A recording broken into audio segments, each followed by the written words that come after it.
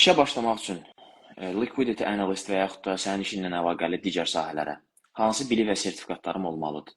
Azərbaycandakı bilgim nə qədər kömək eləyər?